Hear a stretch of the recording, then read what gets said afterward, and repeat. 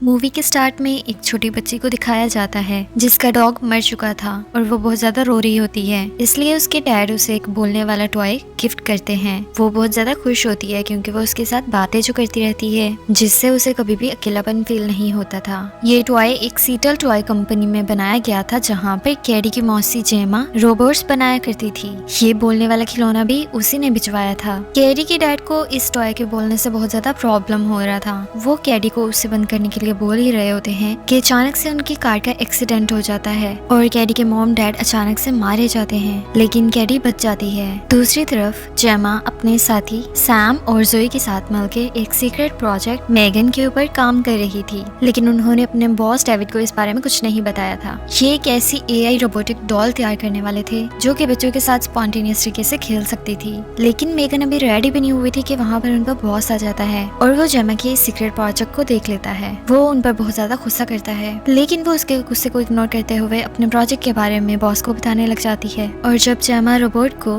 High बोलने के लिए कहती है तो उसका तो सर ही फट जाता है क्योंकि वो उसमें एक इम्पोर्टेंट सर्किट लगाना भूल गए थे जिस पर डेविड को बहुत ज्यादा गुस्सा आता है और वो जेमा को फौरन से इस प्रोजेक्ट को बंद करने के लिए बोल देता है और इस तरह जेमा का सीक्रेट प्रोजेक्ट वहीं पर खत्म हो जाता है। अब जब जेमा को पता चलता है कि कैडी के मॉम डैड मर चुके हैं तो वो कैडी को अपने साथ घर ले आती है। जब वो घर आते हैं तो उनके नेबर का डॉग उनको देख के बहुत ज्यादा भौंकने लग जाता है। जेमा फौरन से कैडी को घर के अंदर ले जाती है। कैडी मॉम डैड के सदमे से अभी तक बाहर नहीं आई थी, इसलिए वो बहुत ज्यादा लॉनली फील कर रही होती है और उसे बिल्कुल कुछ भी अच्छा नहीं लग रहा था। जेमा को बच्चों की टेक केयर करना बिल्कुल नहीं आता, इसलिए वो कैडी को बिल्कुल संभाल नहीं पा रही थी। रात को जब कैडी को नींद नहीं आ रही होती तो वो जेमा के पास जाती है। जेमा कैडी को एक ब्रूस नाम के रोबोट से मिलवाती है जो कि ग्लव्स से वर्क करता था, यानी कोई भी ग्लव्स पहन के उसे आराम से कंट्रोल कर सकता है, लेकिन वो बहुत ज्यादा एक्सपेंसिव था। कोई भी पेरेंट अपने बच्चों के लिए उसे खरीद नहीं सकते थे। कैडी उस टॉय को देख के बहुत ज्यादा खुश हो जाती है और विश करती है कि काश ये मेरे पास होता। इससे जेमा बहुत ज्यादा मोटिवेट होती है और अपने सीक्रेट प्रोजेक्ट मेगन पर काम करना स्टार्ट कर देती है। वो सैम और जोई के साथ मिलकर इस प्रोजेक्ट को पूरा भी कर लेती है। इसके बाद वो मेगन को कैडी से मिलवाती है। जेमा ने कैडी को मेगन के साथ पेयर भी कर दिया ताकि वो उसकी सारी बातों को समझ सके, इसलिए वो दोनों दोस्त बन जाती हैं और उन दोनों के दरमियान बहुत अच्छी बॉन्डिंग हो जाती है। मेगन कैडी को बहुत ही अच्छे से समझने लग गई थी और वो कैडी को एक पेंटिंग भी बना के देती है। मेगन को देखकर डेविड बहुत ज्यादा शॉक रह जाता है और उसे जेमा का ये प्रोजेक्ट बेहद पसंद आता है क्योंकि वो समझ जाता है कि इससे इनकी कंपनी को बहुत ज्यादा फायदा होने वाला है, इसलिए वो जेमा के इस प्रोजेक्ट को एक्सेप्ट कर लेता है। इसलिए जेमा बहुत खुश हो जाती है। वो मेगन को टेस्टिंग के लिए अपने घर ले आती है और उसे कैडी के साथ खेलने को कहती है। कैडी वॉशरूम करने के बाद फ्लश करना भूल जाती थी, इसलिए जेमा ने ये जिम्मेदारी मेगन को दे दी थी। अब मेगन के बार बार बोलने के बावजूद भी कैडी जब ये बात नहीं मानती तो मेगन को बहुत ज्यादा गुस्सा आ जाता है, यानी मेगन के अंदर एग्रेसिव इमोशंस भी आ गए थे। वो एआई रोबोट होने की वजह से अपना ही माइंड डेवलप करने लग गई थी। मेगन जेमा को कैडी के साथ ज्यादा से ज्यादा टाइम स्पेंड करने के लिए कहती है क्योंकि बच्चों के लिए ये बहुत ज्यादा जरूरी है, लेकिन जेमा उसकी बात पर बिल्कुल भी ध्यान नहीं देती है क्योंकि उसके पास जरा भी टाइम नहीं था। उसे सबसे ज्यादा शौक तो तब लगता है जब वो अपने कोलीग से बात कर रही होती है तो मेगन बीच में उनको इंटरप्ट करती है क्योंकि उसने तो उसे एक शट अप कॉल दे दिया था, लेकिन मेगन जेमा की बात नहीं मानती, इसलिए वो बहुत ज्यादा हैरान होती है और वो दोबारा से उसे चुप करने बोलती है, लेकिन मेगन को फिर भी असर नहीं होता।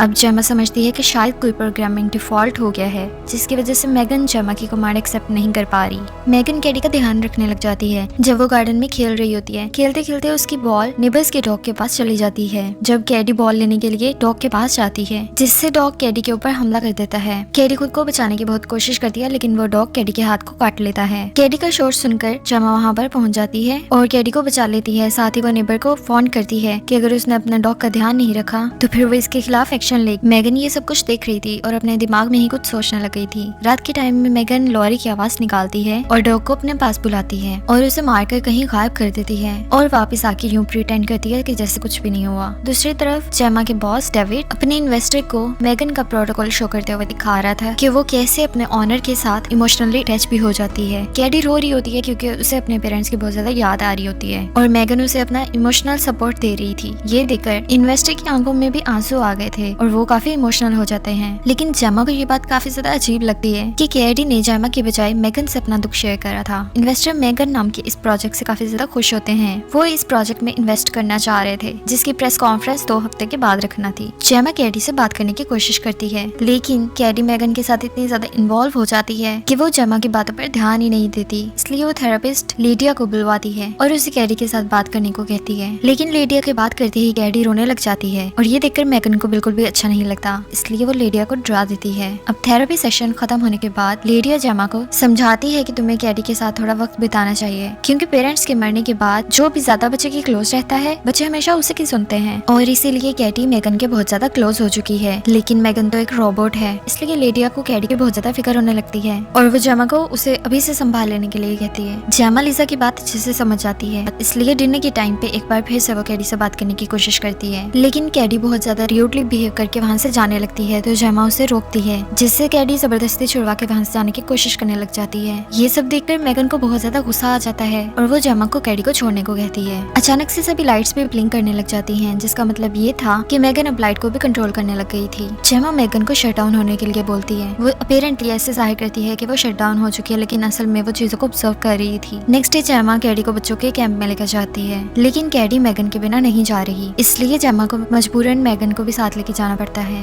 वो मैगन को ले जाके टॉयज के साथ बिठा देती है। सारे बच्चे बहुत एंजॉय कर रहे होते हैं, कैडी भी उनके साथ खेलने लग जाती है, लेकिन ब्रेन नाम का एक शरारती बच्चा कैडी को बहुत ज्यादा तंग करने लग जाता है। मैगन से ये बर्दाश्त नहीं होता और वो जाके ब्रेक के पास खड़ी हो जाती है, इसलिए ब्रेन कैडी को छोड़कर मैगन को वहाँ से उठाकर ले जाता है, और जैसे ही वो उसे मार रहा होता है तो मैगन को बहुत ज्यादा गुस्सा आता है। वो उसका एक कान खींचकर जोर से पकड़ के तोड़ देती है। ब्रेन डर के भाग जाता है, लेकिन मैगन जानवर की तरह उसका पीछा करने लग जाती है। ब्रेन जैसे कैसे करके जंगल से बाहर तक पहुंच जाता है, लेकिन सामने से आती फास्ट कार से टकराने की वजह से एक्सीडेंट में वो मर जाता है। मैगन ये सब कुछ अपने अंदर रिकॉर्ड भी करने लग गई थी। जेमा के नेबर अपने डॉग की वजह से जेमा के ऊपर केस कर देती है, क्योंकि वो जानती थी कि जेमा को उसका डॉग बिल्कुल पसंद नहीं था, लेकिन लॉरी के पास क्योंकि कोई भी प्रूफ नहीं था, इसलिए पुलिस जेमा का कुछ भी नहीं कर सकती और वहाँ से चली जाती है। और ये सब कुछ मैगन देख रही होती है। रात को जब कैडी मैगन से ये पूछती है कि उसने ब्रेन के साथ क्या किया, तो वो बताती है कि ब्रेन अब इस दुनिया में नहीं रहा, यानी कि वो मर चुका है। आर्टिफिशियल इंटेलिजेंस रोबोट होने की वजह से उसने अपने इर्द गिर्द की चीजों को रिकॉर्ड कर लिया था और अपने अंदर उसने बहुत सारे क्वेश्चन डेवलप कर लिए हुए थे, जैसे कि वो इस दुनिया में क्यों है और इसका वजूद क्या है। अब जैसे ही लॉरी अपने डॉग को ढूंढ रही होती है, तो अचानक से उसे अपने डॉग की आवाज सुनाई देने लग जाती है। जब वो उस तरफ जाती है तो उसे वहाँ पर मैगन नजर आती है, जो पहले उसे बहुत ज्यादा टॉर्चर करती है और फिर उसको उसी के बनाए गए केमिकल से मार देती है। नेक्स्ट डे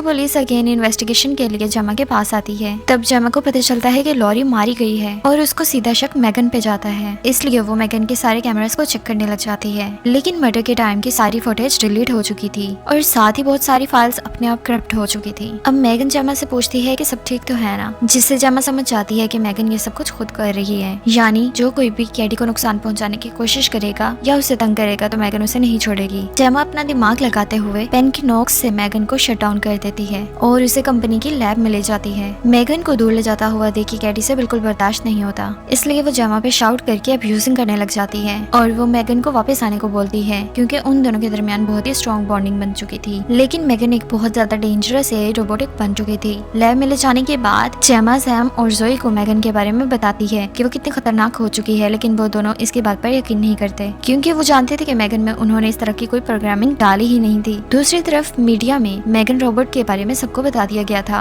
जिससे सभी बच्चे बहुत ज्यादा एक्साइटेड हो गए थे। दूसरी तरफ कैडी को संभालना मुश्किल हो गया था। कैडी इतनी ज्यादा एग्रेसिव हो चुकी थी कि वो जेमा के ऊपर हाथ उठा देती है। अब इस बात को नेगेटिव लेने की बजाय जेमा एक इमोशनल कॉन्वर्सेशन के जरिए कैडी को काम डाउन करने की कोशिश करती है और उसे समझाती है कि वो मैगन से भी ज्यादा उसका ख्याल रखेगी, जिससे फाइनली कैडी मान जाती है और सॉरी भी बोलती है। दूसरी तरफ जोई और सैम मैगन के प्रोग्राम्स को टेस्ट कर रहे होते हैं कि अचानक से मैगन खुद ही एक्टिवेट हो जाती है और वो जोई और सैम को जान से मारते हुए वहाँ पर एक ब्लास्ट कर देती है और फायर अलार्म को भी ऑफ करके बाहर निकल जाती है, जहाँ पर वो डेविड को आता देखकर डांस करने लग जाती है और अचानक से डेविड के ऊपर हमला करने लगती है, लेकिन डेविड उससे बच के भागने लगता है। वो फिर भी डेविड को एक आदमी के सामने मार देती है और फिर वो उस आदमी को भी मार देती है। मीडिया ये सारा कुछ देख लेता है। प्रेस कॉन्फ्रेंस वाले उन दोनों को मरा हुआ देखकर शॉक हो जाते हैं और उधर एक भगदड़ मच जाती है। इसका फायदा उठाते हुए मैगन वहाँ से घर को निकल जाती है, क्योंकि उसका आखिरी शिकार जेमा भी जिंदा थी। वो घर पहुँच के जेमा के ऊपर हमला कर देती है। जेमा उस रोबोट से अपनी जान को बचाने की कोशिश करती है, लेकिन हजार कोशिशें करने के बावजूद भी वो मैगन का कुछ नहीं बिगाड़ पाती, क्योंकि उसके अंदर बहुत ही अच्छा मटेरियल यूज हुआ था। तभी शोर की आवाज सुन के कैडी उस तरफ आ जाती है, जहाँ वो ग्लव्स वाले रोबोट का इस्तेमाल करते हुए मैगन के ऊपर अटैक करती है और एक लंबी फाइट के बाद जेमा और कैडी मिलकर मैगन का काम तमाम कर देते हैं और एक सुकून का सांस लेते हुए वो जैसे ही बाहर निकलती हैं तो उधर सैम और जोई पुलिस को लेके इनके घर पहुंच जाते हैं क्योंकि वो ब्लास्ट से बहुत ज्यादा जख्मी हुए थे, इसलिए जेमा को बचाने फौरन पहुंच जाते हैं। लेकिन अचानक से लाइट्स ब्लिंक करने लग जाती हैं। मेगन अभी भी लाइट्स को कंट्रोल कर रही है और इसी टेरिफाइंग मोमेंट के साथ इस मूवी का दी एंड हो जाता है।